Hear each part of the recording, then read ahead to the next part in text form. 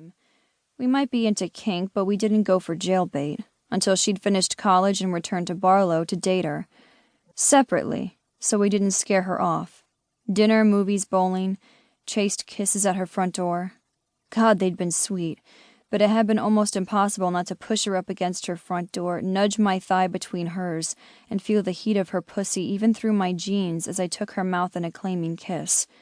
That's what I'd wanted to do with her, sink into her and lose my mind, make her lose hers. But she hadn't been interested. She hadn't responded to the brush of my lips against her brow, along the corner of her mouth.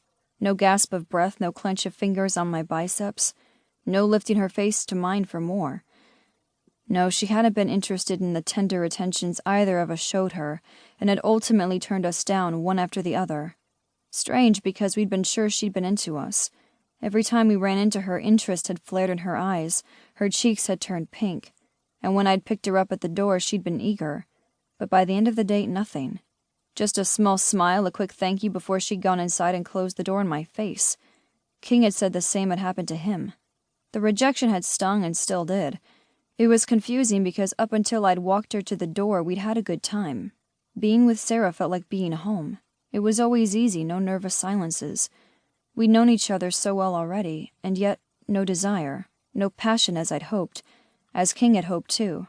But that didn't mean we didn't stop wanting her.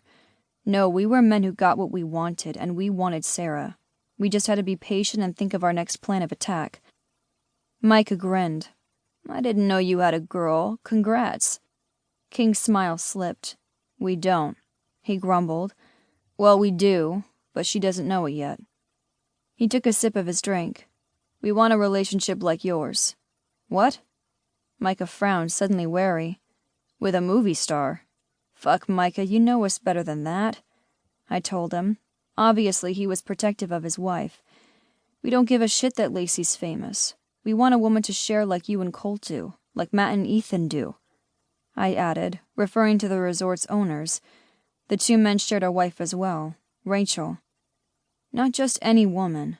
We want to share Sarah, King clarified, lifting a finger from the side of his glass and pointed. We just have to figure out how to get her. Damn straight. There was interest there, even if she'd said no to additional dates. Her eyes lit up when she saw me, and I stopped by the library for more than books. But that hadn't swayed her into another date. It made no sense. Tell me about her, Micah said, taking a sip of his drink. His gold wedding ring glinted in the firelight, and I was envious as fuck of that simple outward gesture of his commitment to Lacey. I ran a hand over my face, realized I probably should have shaved because my 5 o'clock shadow was heading toward a beard. We'd returned from snowmobiling, showered in our rooms, ate a big meal in the dining room, and were now relaxing by the fire. The only thing better than this would be if Sarah were there with us, between us, under us. She grew up in Barlow with a crazy-ass mother and a younger half-brother. How she turned out normal, I have no idea. I told him, wondering if her mother was on her 3rd or 4th husband by now. Maybe even 5th. She changed husbands as fast as most people change the oil in their car. Instead of working, she married rich men, divorced them for a big settlement, and moved on. Sarah went off to college in Bozeman, came back and got the job as the town librarian when the lady who'd been there since forever retired, King added.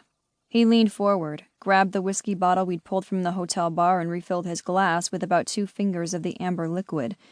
He changed out of his heavy winter wear for a blue flannel shirt, jeans, and leather boots. His pale hair was slicked back from his shower, but had curled at the ends from the heat from the fireplace. Smart and the most amazing smile you've ever seen. If Micah wanted to know about Sarah, we'd tell him. She's tiny, doesn't even come up to my shoulder. I put my hand up as if to measure her. Sleek black hair that goes halfway down her back, curves in all the right places. My hand shifted as I used it to form the shape of an hourglass. Don't forget the damn dimple, King added. Micah's gaze turned his way as King pointed to his right cheek. That fucking dimple can bring a man to his knees. But she's not interested? Micah repeated. King sighed and I took a big swallow of my drink, let it burn its way down in my stomach. Nope, King said. We took her out separately. We didn't want to scare her with our intentions of claiming her together, even though we've known her forever. Except for you guys around here in Bridgewater, it's not like having 2 men interested in you is the norm.